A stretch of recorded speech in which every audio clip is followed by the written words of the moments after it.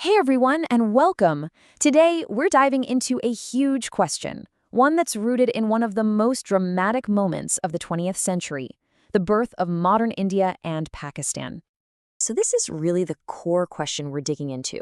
How in the world did two nations, literally born from the same history at the exact same moment, end up on such incredibly different tracks? It's a fascinating story of ideology, conflict, and politics that, you'll see, starts at their very creation. And you can really see this split by just fast forwarding to the 1990s. On one side, you have India, which was seen as finding a sensible solution to its economic problems, really tapping into the wisdom of its leaders. But on the other side, Pakistan was described as being changed to inconstancy and disruption. So how did they get there? Well, to figure that out, we've got to go all the way back to the beginning. Okay, let's start with the big one, the chaotic and truly violent partition of British India back in 1947. You have to understand, this event didn't just draw some lines on a map. It set in motion two profoundly different national stories. So what exactly was partition? Well, at its core, it was this messy, chaotic process that ended British rule by splitting the entire subcontinent along religious lines. This created the Hindu-majority nation of India and the Muslim-majority nation of Pakistan. And that single decision would go on to shape the destiny of millions and millions of people. What's just staggering when you look at this timeline is how quickly everything unraveled. I mean, in 1945, there was still a last-ditch effort for a power-sharing deal, but it failed. By 1946, a British plan for a united India completely collapsed, and that led to Direct Action Day, a call for a Muslim homeland that just exploded into horrific violence. Suddenly, within months, partition went from being just a possibility to being an absolute inevitability. It was just this rapid-fire cascade of political failure and tension. For India, this moment was just filled with incredible, soaring hope. You can hear it in the words of its first prime minister, Jawaharlal Nehru. He talked about a nation that had been long suppressed finally finding its voice, this new dawn of life and freedom. This was the vision for a secular, pluralistic India.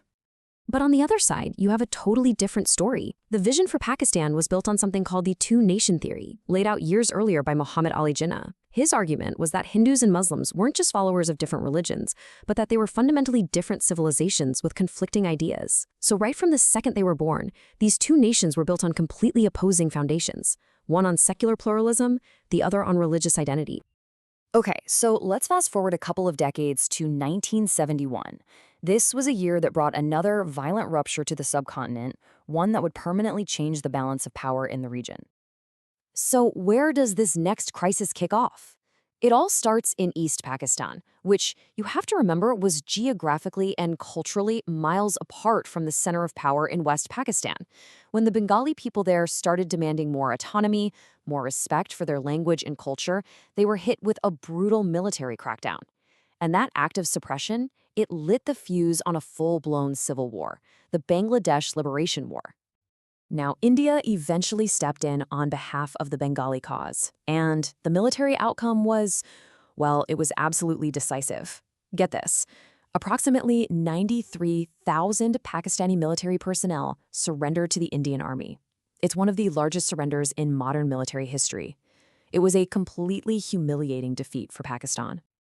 And the human cost? I mean, you just can't overstate it. The conflict created this massive humanitarian crisis. We're talking an estimated 8 to 10 million refugees fleeing the violence in East Pakistan, pouring over the border into neighboring India. Just an unimaginable number of people displaced. And this wasn't just a regional fight, it very quickly turned into a Cold War proxy battle. You can see here the Soviet Union threw its weight behind India, even vetoing UN resolutions for a ceasefire to protect them. On the other side, you had the United States and China backing Pakistan. The US even sent a naval task force into the Bay of Bengal as a show of force. The world's superpowers had definitely chosen their sides. So in the end, the war wraps up with the surrender of Pakistani forces in Dhaka. And the result of all this was the actual dismemberment of Pakistan. East Pakistan broke away and became the brand new independent nation of Bangladesh, forever redrawing the map of South Asia. All right, that brings us to the last piece of the puzzle, the 1990s. After decades of all this conflict and tension, this was really the decade where internal policies locked these two nations onto their very different paths. See, both India and Pakistan walked into the 1990s facing some pretty serious economic and political problems. But it's how they responded to those problems, the stability that one found and the other lost, that would really define their futures. This slide just lays it out so perfectly, doesn't it? In India, they were facing a major economic crisis, so their finance minister, Manmohan Singh, brought in these huge economic reforms. He basically dismantled the old, clunky system and opened India up to the world. It was called a sensible solution that kickstarted decades of growth. But in Pakistan, the 1990s were just a lost decade of political chaos. Governments came and went in a revolving door, with the military always interfering.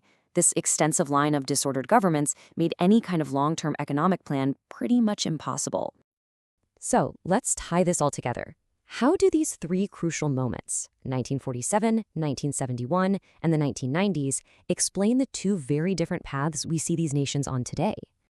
Well, it really boils down to three key things that grew out of their shared history. First, those totally opposite ideological foundations, secularism versus religious identity, set them on different tracks from day one.